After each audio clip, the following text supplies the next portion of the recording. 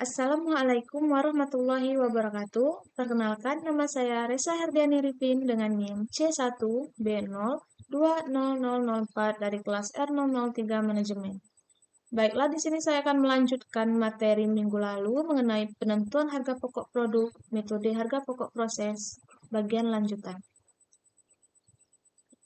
Materi yang pertama ada persediaan produk dalam proses awal. Nah, dalam suatu proses produksi, produk yang belum selesai diproses pada akhir periode akan menjadi persediaan produk dalam proses pada awal periode berikutnya.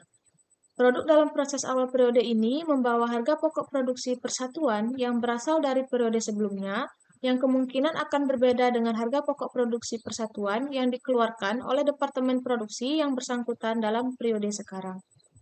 Dengan demikian, jika dalam periode sekarang dihasilkan produk selesai yang ditransfer ke gudang atau ke departemen berikutnya, harga pokok yang melekat pada persediaan produk dalam proses awal akan menimbulkan masalah dalam penentuan harga pokok produk selesai tersebut. Materi yang kedua ada metode rata-rata tertimbang.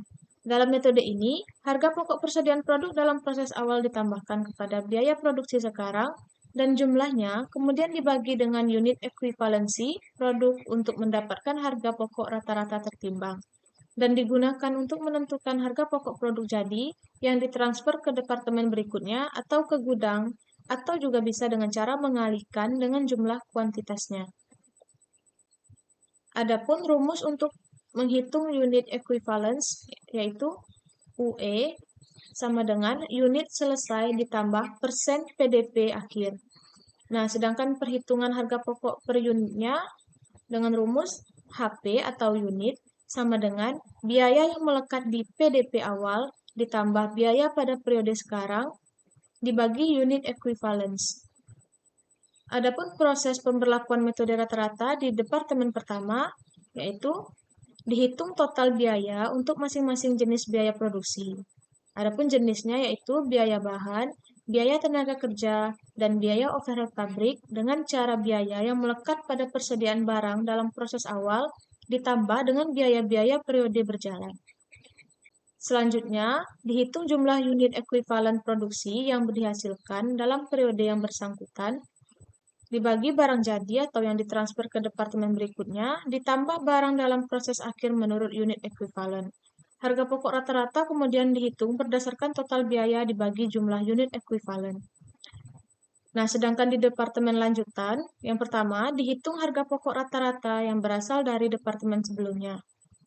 Harga pokok tersebut terdiri dari harga pokok persediaan awal dan harga pokok yang diterima pada periode yang bersangkutan.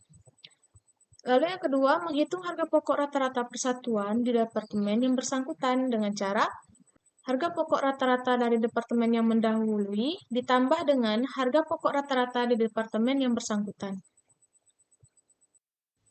Nah, metode selanjutnya ada metode first in, first out atau disingkat dengan FIFO.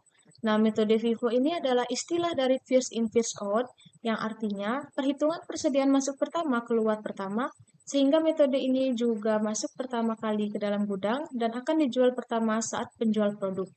Metode FIFO ini juga bisa disimpulkan sebagai metode penghitungan dan pencatatan persediaan yang simpel. Metode ini menganggap bahwa biaya produksi periode sekarang pertama kali digunakan untuk menyelesaikan produk yang pada awal periode masih dalam proses, baru kemudian sisanya digunakan untuk mengolah produk yang dimasukkan dalam proses dalam periode sekarang. Oleh karena itu, dalam perhitungan unit ekuivalensi, tingkat penyelesaian persediaan produk dalam proses awal harus diperhitungkan. Adapun rumus dari perhitungan unit ekuivalensi yaitu UE sama dengan produksi dalam proses awal dikali tingkat penyelesaian yang dibutuhkan ditambah produksi current ditambah produk dalam proses akhir dikali tingkat penyelesaian yang sudah dinikmati. Sedangkan perhitungan biaya produksi per unit ini dituliskan dengan rumus biaya atau unit sama dengan biaya sekarang dibagi unit ekuivalensi.